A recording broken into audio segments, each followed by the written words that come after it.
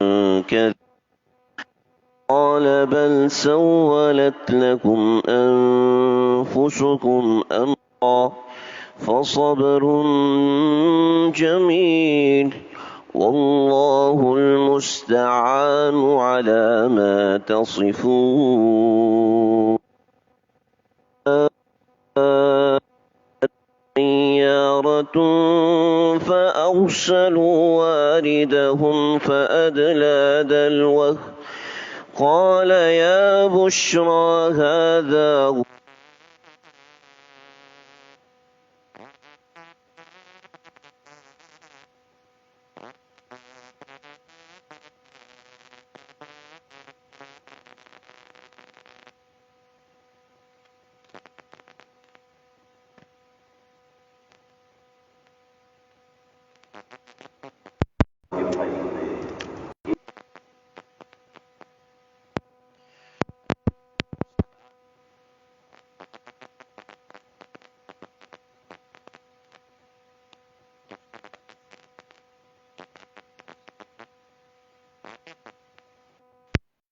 अपनी बात को सच साबित करने के लिए कौन सा झूठा ढीला और नजर किया वो ये था कि वजह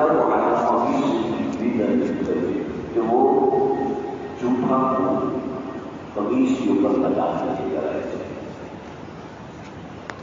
पुराने मजीद ने इसकी वजाहत की है।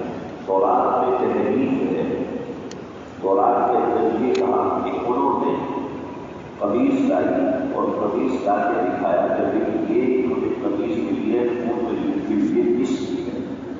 ये वो कमीज सवालियाँ लाई है। पुराने मजीद का सवालियाँ कमीज झूठे खून वाली कमीज पुराने मजीद नहीं करती आया कमीज साहिब गुजरा है उसका एक जवाब ये भी है। उसके साथ एक बात समझ में आई कि गुनाह करने वाला कितना भी होशियार हो जाए उसका झूठ कहीं ना कहीं पकड़ा जाता है। गुनाह करने वाला जब तक वो सच्ची तौबा नहीं करता वो आखिरकार पकड़ा जाता है अपने गुनाह की वजह से, चाहे वो कितनी ही होशमंदी से काम ले, चाहे वो कितनी ही मुशावरत से काम ले, आखिरकार पकड़ा जाता है जैसे कि ये लोग पकड़े गए थे।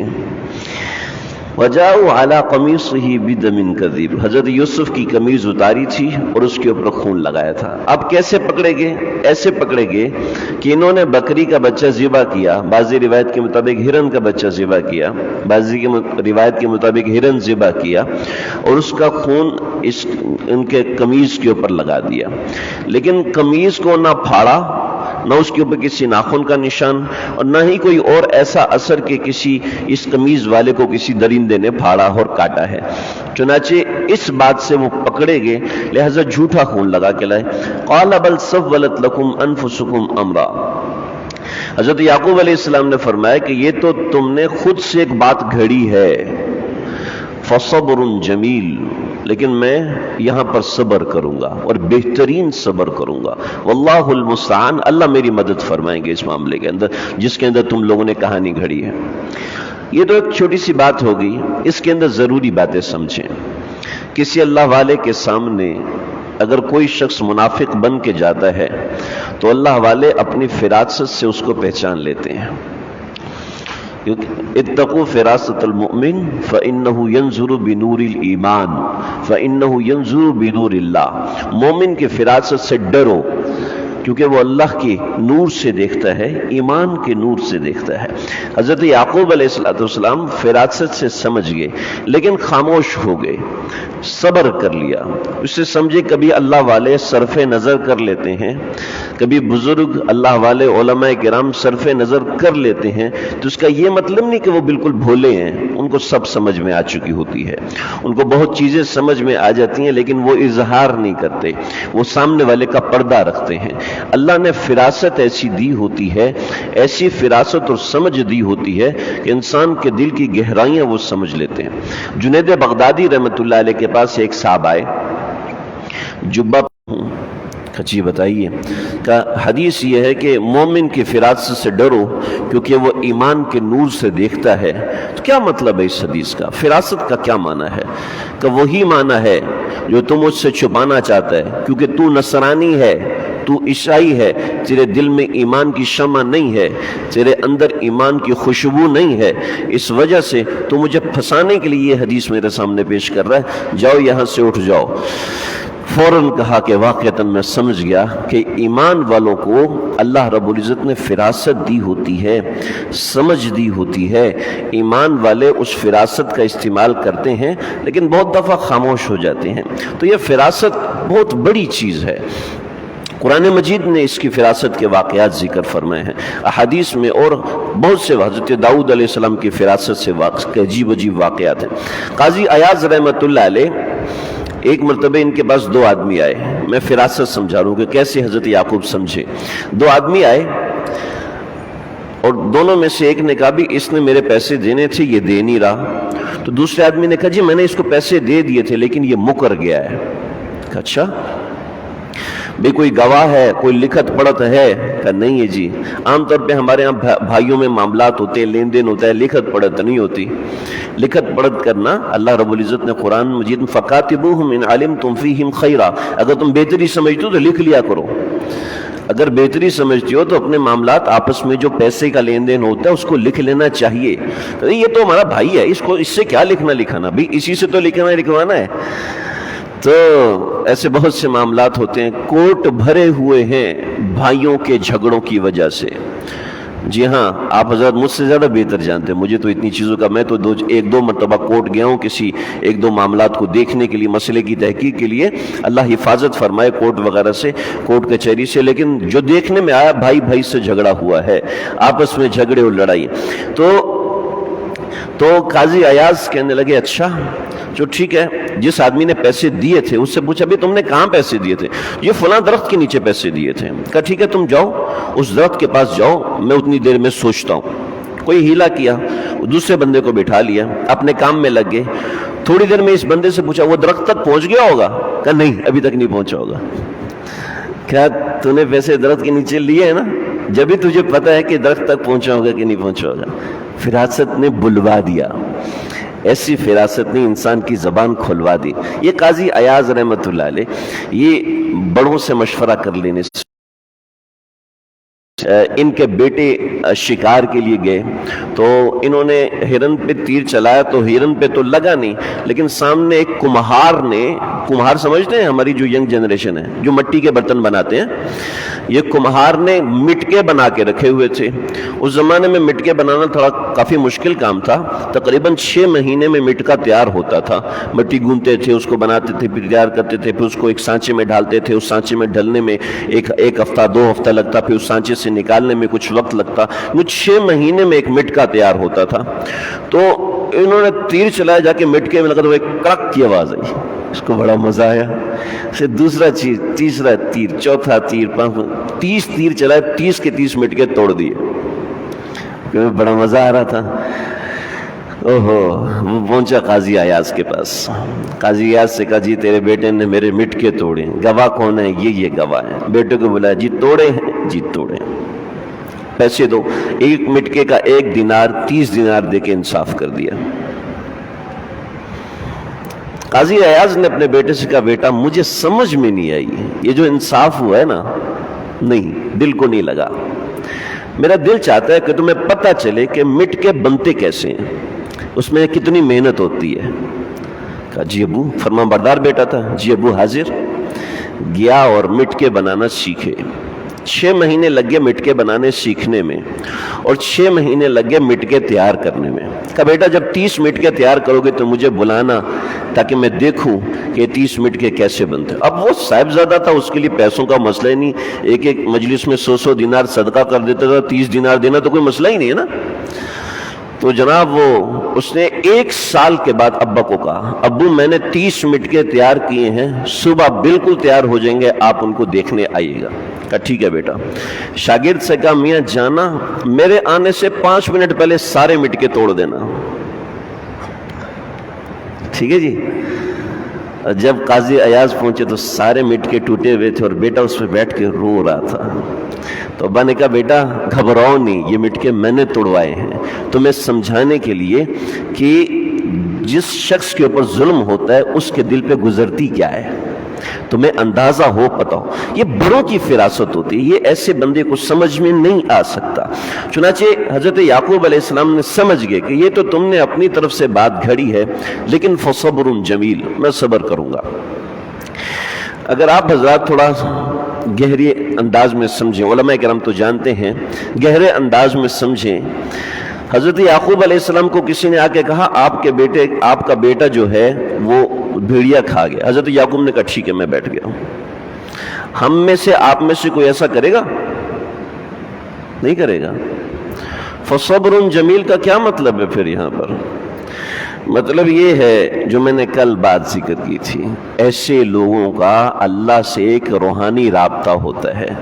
ہم اور تم آگاہ ہیں اس ربط خفی سے، معلوم کسی اور کو یہ راز نہیں ہے.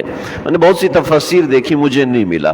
بالآخر مولانا ادریس کاندھیلوی صاحب رحمۃ اللہ علیہ نے لکھا ہے کہ حضرت یعقوب علیہ السلام پر اللہ نے وحی نازل فرمائی تھی کہ دیکھو اب تمہارا ایک امتحان شروع ہو چکا ہے، تمہارا بھاگنا دوڑنا تمہیں کوئی فائدہ نہیں دے گا، لہذا صبر سے رہنا. چنانچہ حضرت یعقوب علیہ السلام صبر سے بیٹھ گئے، ورنہ عام حالات میں بندہ اس واقعے کے بعد صبر سے نہیں بیٹھ سکتا. بھاگتا ہے، دوڑتا ہے، دیکھتا ہے کون سی جگہ ہے، کس جگہ یہ سارا قصہ ہوا تھا. کوئی اسباب تلاش نہیں کیے، بلکہ اللہ رب العزت نے ایک صبر اللہ رب العزت نے دے دیا. تو یہاں پر صبر جمیل، یہاں صبر جمیل کی وجہ یہ تھی حضرت یعقوب علیہ السلام کے اوپر. بہت سے لوگ ایسے ہوتے ہیں جو منکر قرآن ہوتے ہیں. رات کو مجھ سے ایک بندے نے یہی سوال کیا، تو میں تو اللہ کا شکر ہے یہاں آنے کی برکت سے، حضرت کی برکت سے تیاری کی ہوئی تھی. کبھی قرآن مجید میں یہ لکھا ہے بندے کو صبر کیسے آتا ہے؟ یہ نیچر کے خلاف ہے. جو قرآن نے لکھا ہے یہ فطرت کے خلاف ہے، یہ عام عقل کے خلاف ہے. کوئی مینٹلٹی نہیں مانتی اس کو کہ آپ اپنے بیٹے سے اتنی محبت کرتے ہو کہ اس کی محبت میں آپ کی آنکھیں چلے گی، لیکن آپ کو اتنی تکلیف نہیں ہوئی کہ آپ جو ہے وہ انسیڈنٹ کے موقع پہ جا کے دیکھیں کہ وہاں ہوا کیا ہے. تو یہ بات ہے، یہ عقل والے، صرف عقل سے سوچنے والے اس چیز کو سمجھ ہی نہیں سکتے. جس کا اللہ سے رابطہ ہوتا ہے، تعلق ہوتا ہے، وہی اس چیز کو سمجھ پاتا ہے. فصبر جمیل، فصبر جمیل کا کیا مطلب؟ صبر جمیل کا مطلب تمام مفسرین نے لکھا ہے کہ صبر جمیل کا مطلب ایسا یہ ہے کہ صبر کے بعد زبان پہ شکوہ نہ آئے. ایسا صبر کہ جس کے اندر زبان پہ شکوہ نہ آئے. وہ صبر نہیں جو عام طور پر ہماری گھر کی خواتین کر رہی ہوتی ہیں. آج تک میں نے زبان کھولی ہے؟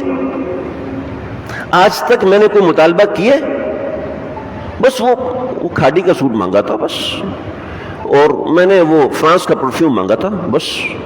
ارے میں نے تو صرف مہینے میں 4 دفعہ پیزے کی فرمائش کی ہے، اور تو میں نے کبھی کچھ مانگا ہی نہیں. اپنے ماں باپ کا گھر چھوڑ کے آئی ہوں، اتنا سب کچھ کیا ہے. اپنے ماں باپ کا گھر چھوڑ کے آنے کا میں نے کہا تھا آپ کو. شوہر یہ کہتے ہیں میں نے آپ سے کہا تھا. وہ تو کہہ نہیں سکتا بیچارہ، بولے گا تو اس کی خیر نہیں ہے. فصبر، صبر کا مطلب لا شکوہ فیہ ولا انتقام، کہ صبر اس سے کہتے ہیں کہ زبان سے اس کا اظہار نہ ہو، زبان سے شکوہ نہ ہو کہ میں تو صبر کر کے بیٹھا ہوا ہوں جی، ہمارا تو صبر ہی ہے جی، ہم اس کے علاوہ کچھ کر نہیں سکتے. زبان پہ یہ نہ ہو. صبر کی 3 باتیں لکھی ہوئی ہیں، بس ایک مزید بات بتاتا ہوں کیونکہ ان میں بڑی تفصیل ہے. ایک یہ ہے کہ اپنے محنت کے اوپر کوئی اجر مانگنے کی کوشش نہ کرے، اس کا نام بھی صبر ہے. آہ نہ کر لبوں کو سی، عشق ہے دل لگی نہیں، سینے پہ تیر کھائے جا، آگے قدم بڑھائے جا، یعنی زبان حال سے کہہ دے کہ ہاں ستائے جا. اس کو کہتے ہیں صبر. غم کے سہنے میں بھی قدرت نے مزہ رکھا ہے. ایک غم سے جو چیز حاصل ہوتی ہے ویسے حاصل ہو نہیں سکتی. اللہ نے سارے انبیاء کو غم سے گزارا. اور کوئی انسان ایسا ہے، ایک بڑھیا حضرت تھانوی رحمۃ اللہ علیہ کے پاس ایک قصہ آیا کہ ایک بڑھیا کے بیٹے کا انتقال ہو گیا، وہ 3 دن سے اپنے بیٹے کو دفن کرنے نہیں دے رہی کہ میرا ایک ہی بیٹا تھا، میں کیا کروں، میں اس کو دفن نہیں ہونے دوں گی۔ تو حضرت تھانوی رحمۃ اللہ نے فرمایا کہ کسی حکیم نے کہا کہ بڑھیا آپ بستی کے دروازہ نمبر 1 سے شروع کرو اور ایک ایک گھر سے پوچھتی چلی جاؤ کہ کسی کے گھر میں کوئی غم کی بات نہیں ہوئی، کسی کے گھر میں کوئی تکلیف کی بات ایسی ہے کہ نہیں ہوئی؟ کوئی گھر ایسا نہیں ملا۔ پوری بستی چھانٹنے کے بعد تو پتہ چلا ہر بندہ غم سے گزرتا ہے۔ چنانچہ غم جھیلنے کا طریقہ اللہ رب العزت نے سکھا دیا کہ صبر جمیل یہ ہوتا ہے کہ آدمی زبان سے شکایت نہ کرے، نہ اللہ کی شکایت کرے، نہ مخلوق کی شکایت کرے، نہ ربا کی شکایت کرے، نہ ابا کی شکایت کرے۔ ٹھیک ہے جی، واللہ المستعان علی ما تصفون۔ اور ایک بات ذہن میں رکھیں کہ جب بھی کوئی تکلیف آتی ہے ہمیشہ اللہ کی مدد مانگے۔ اللہ کی مدد نہیں مانگے گا، محض اپنے دل کے اوپر جبر کرے گا تو اس سے نقصان ہوگا۔ بہت سے لوگ ایسے ہیں جو صبر کرتے ہیں۔ ابھی ہمارے خاندان میں ایک واقعہ ہوا کہ صبر ایسا کہ بچے کا انتقال ہوا اور جسم پہ فالج ہو گیا، اور گاؤں والوں کو پتہ ہی نہیں کہ اس کا علاج کہ یہ فالج ہوتا ہے، کہتے ویسے ہی جسم سن ہوا پڑا ہے، اٹھنے نہیں ہو رہا۔ پھر پتہ چلا کہ مرض اتنا بڑھتا گیا، 2 مہینے تک ہسپتال میں ایڈمٹ ہونا پڑا کہ جوان جہاں بچی ہے اس کو صبر کا، بیٹا تو نے رونا نہیں ہے۔ یہ مطلب نہیں ہوتا صبر کا، جس کو ہم صبر سمجھ رہے ہوتے ہیں کہ بھئی رونے سے صبر ختم۔ صبر ختم ہوتا ہے شکوے سے، ٹھیک ہے، اور رونے سے صبر ختم نہیں ہوتا، آنکھ سے آنسو بہانے سے صبر ختم نہیں ہوتا۔ اگر کسی کو غم پہنچتا ہے وہ کہتے ہیں جی رو نہیں، صبر کے خلاف ہے۔ رونا صبر کے خلاف نہیں ہے، سمجھ رہے ہیں؟ حضرت یعقوب بھی روئے ہیں 40 برس تک، رونا صبر کے خلاف نہیں، شکوہ کرنا صبر کے خلاف ہے۔ ہمارا گھر ملا تھا اللہ کو، ہمارا ہی بیٹا ملا تھا اللہ کو، یا میں ہی ملا تھا معذور کرانے کے لیے اللہ کو، اس طرح کی بات کہنا یا اس طرح کی بات سوچنا اگر دماغ میں آ جائے تو اس میں کوئی مذائقہ نہیں، لیکن خود سے سوچنا کہ مجھ سے اللہ کو کیا دشمنی ہے۔ ایسے ہمارے معاشرے میں بلڈ اپ کیے جا رہے ہیں لوگوں کو کہ وہ اللہ رب العزت کے اوپر شکوہ کرتے ہیں۔ انگریزی فلموں کے ذریعے سے اور ہندوستانی فلموں کے ذریعے سے ہمارے معاشرے کو ایسا بلڈ اپ کیا جا رہا ہے کہ لوگ اللہ سے شکوہ کرنا شروع کر دیتے ہیں، لوگ اللہ رب العزت سے ناراض ہو جاتے ہیں۔ میں تو اللہ سے ناراض ہوں، کیوں جی میرا فلاں کام نہیں ہوا۔ ارے سوچ بھی رہے ہو یہ کیا ہو رہا ہے؟ بعض دفعہ یہ کلمات کفر تک چلے جاتے ہیں۔ اللہ حفاظت فرمائے، واللہ المستعان علی ما تصفون۔ اللہ کی مدد مانگنی چاہیے، جو بھی تکلیف آئے اللہ کی مدد مانگنی چاہیے۔ چنانچہ ہمارے حضرت ڈاکٹر عبدالحی عارفی رحمۃ اللہ علیہ فرمایا کرتے تھے کہ ہر رات سونے سے پہلے اپنی کمیوں پر معافی مانگو اور اپنی کمزوریوں پہ اللہ سے مدد مانگ کے سویا کرو۔ چنانچہ ہمارے اکابرین میں سے ایک بزرگ گزرے ہیں، وہ رات سونے سے پہلے اونچا کہتے ہیں اللہم لک الحمد ولک الشکر، اللہم لک الحمد۔ رات سونے سے پہلے کہتے ہیں میں ایک ایک نعمت کو سوچتا ہوں، اس پہ شکر ادا کرتا ہوں، ایک ایک نعمت کو سوچتا ہوں، اس پہ صبر مانگتا ہوں، ایک ایک نعمت کو سوچتا ہوں، اس طریقے سے آگے بڑھتا ہوں۔ تو واللہ المستعان علی ما تصفون، اللہ رب العزت سے مدد مانگی جائے۔ وجاءت سیارۃ فارسلوا واردہم فادلى دلوا۔ کیا ہوا؟ ایک قافلہ آ رہا تھا، یمن سے آ رہا تھا، صنعاء سے آ رہا تھا قافلہ، اور اس قافلے نے مصر جانا تھا، اور یہ روٹ نہیں تھا۔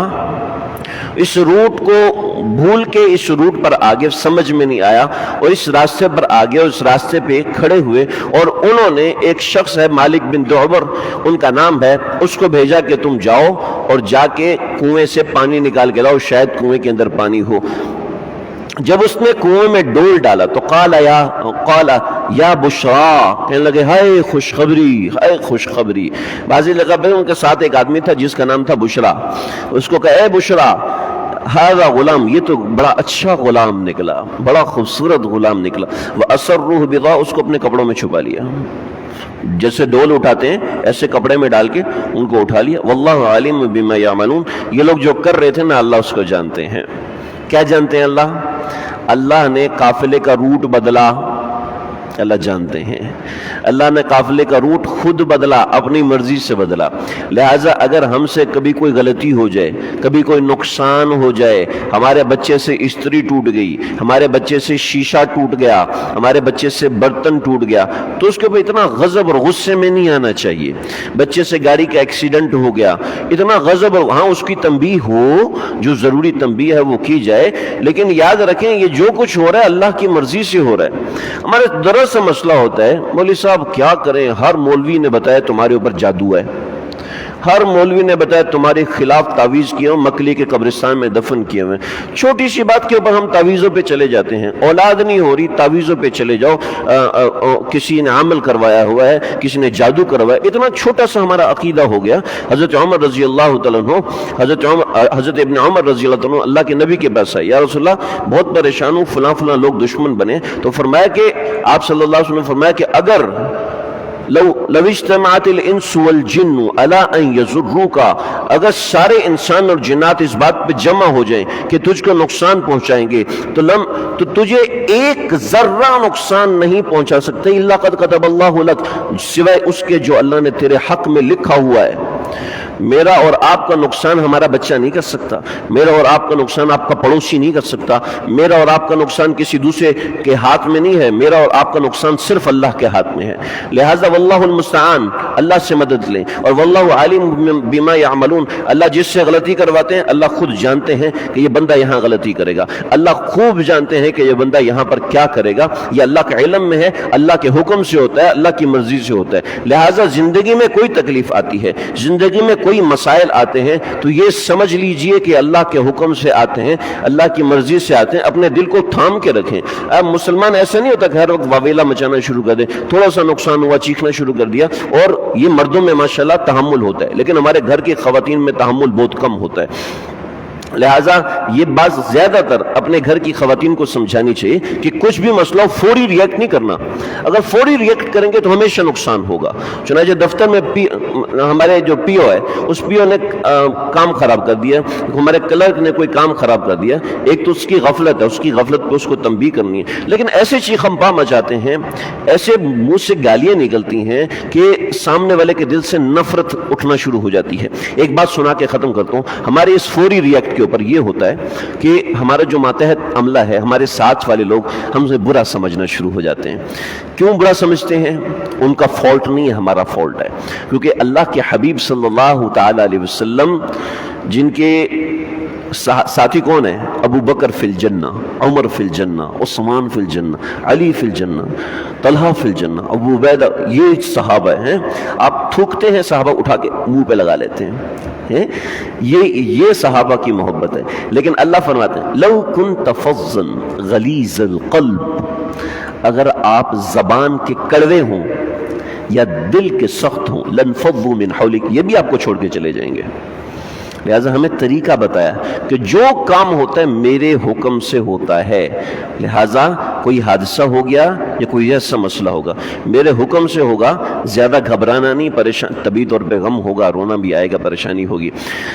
اس چیز کا حضرت یوسف حضرت یعقوب کے واقعے کے ساتھ کیا جوڑ ہے انشاءاللہ آئندہ ذکر کروں گا۔ اللہ سمجھنے کے عمل کرنے کی توفیق عطا فرمائے۔